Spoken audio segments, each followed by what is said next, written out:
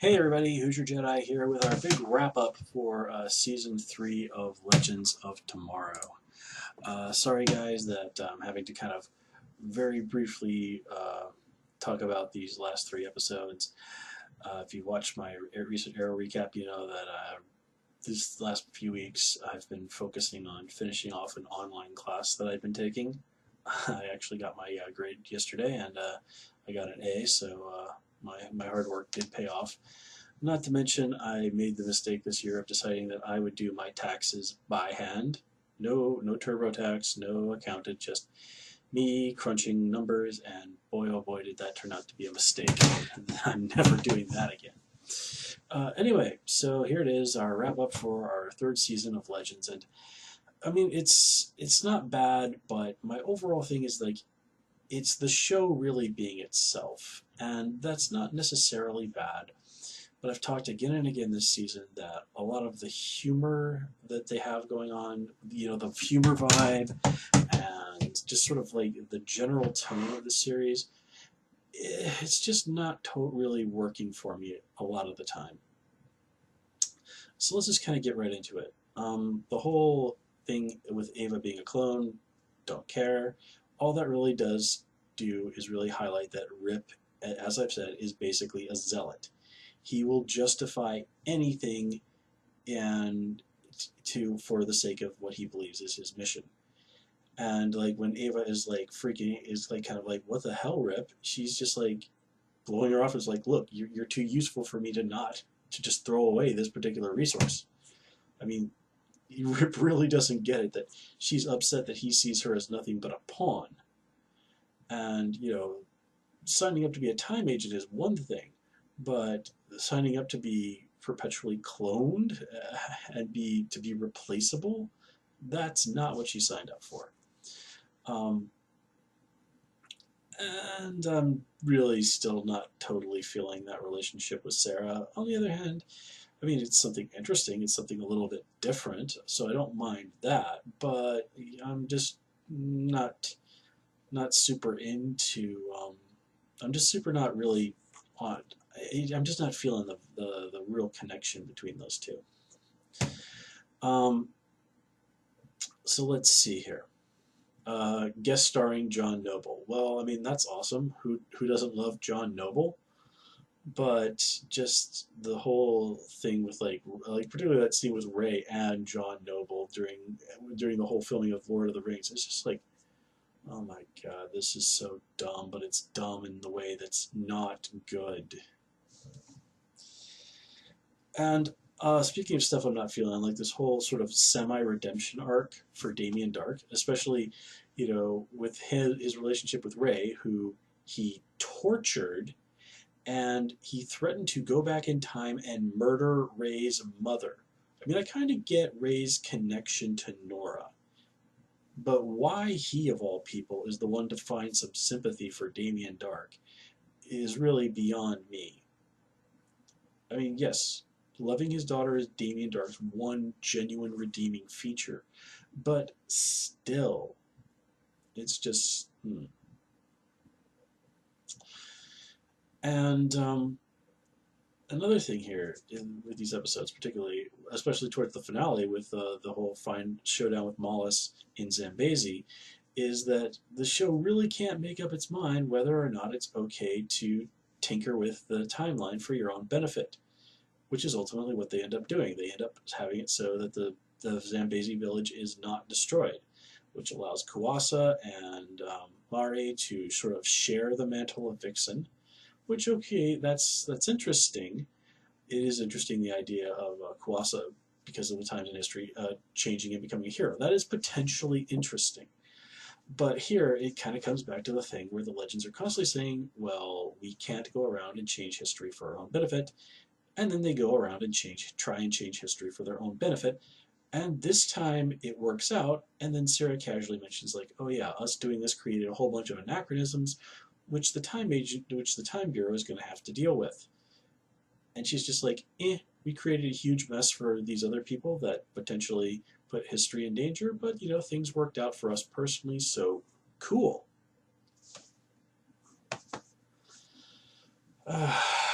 I am glad that the whole thing with Nate and Amaya is finally getting put to rest. It was potentially, I mean, it was really interesting early on, but it just going and going. It's sort of like, I mean, like I said, I was feeling it for a while. It was interesting, but it just seemed like they just dragged this out. There needed to be a much firmer resolution to this earlier on. Now, the idea of this, like, this is where Nate finally says goodbye to her and wipes her memories. Okay, that's great. But it just sort of felt like. I mean, I did like that earlier this season where they kind of said, like, you know what, screw it. Let's just enjoy this moment while we have the moment. But here, it just sort of felt like they kind of got to the point where it was like, oh yeah, we kind of need to wrap this up. You know, here we get to see Nate meeting Maya as an old woman, and there's so much potential there that just didn't really feel like it got tapped. And you know, never mind that there's basically no mention whatsoever of like who did she ultimately marry. You know, I mean that's something that's kind of I always was wondering around in the back of my head. You know, never mind the fact that she had Amaya had granddaughters who would have been born in the 1980s. Um, so if you do the math on that, she probably didn't have any kids until the 1960s, which, judging by her age, she would have been probably in her 40s. You know, like, let's not worry too much about it, but still. Probably would have been better to kind of just say that she was the great grandmother, but writers aren't always great with math. Okay, we'll let that go. The legends becoming totem bearers. Okay, that's kind of cool thing. Kind of cool. Um, and bringing back Caesar and Leif Erikson's crazy sister and Blackbeard and Jonah Hex and Helen and of course Jax back at the finale. I mean that was all really cool. And I did like the sort of like the fun little moments between like Helen and Jonah, but like introducing this weird attraction between Zari and Jonah. I mean, unless it's going to go somewhere next season, why are we even bothering with this? It just felt like an unnecessary element to throw in there at the end. And then, of course, there's the whole bit with Malice ultimately being destroyed by Bebo. I mean, I gotta admit, when I watched that, I'm like, this is so ridiculous that in a way it's kind of brilliant. So I will give the show credit for that. But it just sort of like, okay, the ancient time demon gets destroyed because it gets body slammed by a Furby.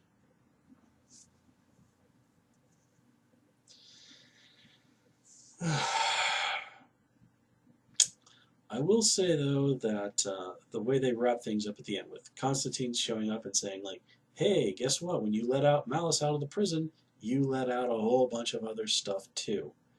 And from what I've heard, I think the show's getting a new showrunner, and they're going to kind of step back a little bit from the time travel stuff. And it sounds like because they're bringing Constantine on board as a regular, next season it's going to be more supernatural focused, which frankly sounds really cool to me. Um, I was kind of on the fence as this season was going along whether or not I would keep reviewing the fourth season. I wasn't going to stop watching, but I've been enjoying the first season of Black Lightning way, way more than I have Legends. In fact, I was watching Black Lightning trying to catch up earlier tonight, and it's a great show. I absolutely love it. But I also really, really love Matt Ryan as Constantine. He just absolutely, absolutely nails it. I mean, it's one of those just magic moments in casting. It's like, yes, they found the absolutely perfect person to be John Constantine. So I certainly don't think I can say no to more John Constantine uh, on a weekly basis, especially since while I love the Vertigo version of the character, who, for the record, does exist in kind of his own separate universe, I've always been just extremely been fascinated by the John Constantine of the mainstream DC universe, like the one who like called Batman Squire, and you know used to date Zatanna. for some reason that just like such a contrast to everyone else in the DC universe, which is what really makes him that version of the character to me quite fascinating. Yeah. So the idea of us getting to see something like that, I'm just itching for like next season, like when they do the big crossover. I'm just kind of hoping for like him to have a moment with Supergirl or something like that. I mean, that just sounds like something that would be absolute magic, if you'll pardon the pun. But anyway, guys, I'm kind of rambling here. So while there are definitely some highlights this season. I think, as I've said before, the show this season really just fell in love too much with its own sort of quirky, wacky sense of humor, and it just dove way too deep into that for me. I mean, granted, it's a comic book show, we can't take any of this too seriously, but, you know, there's a difference between, some goofy fun and just, this is ridiculous. And it's a fine line in anything, but especially on a superhero show. And for me, the show was on the wrong side of that line just a little too much this season. But hope springs eternal, and I'll make up my mind about this as we go into season 4. I think I'll probably what I'll do is I'll stick with it through at least the mid-season finale, and if I'm not feeling it, we'll move on to something else or whatever. We'll figure it out then. Anyway, guys, thanks for sticking around this season. I am really sorry once again for all the delays we've been having lately. I'm going to be working hard to have a little bit better balance in my life now that certain things are behind me or will be wrapped up fairly soon. Anyway, guys, until next time, take care and have a good one.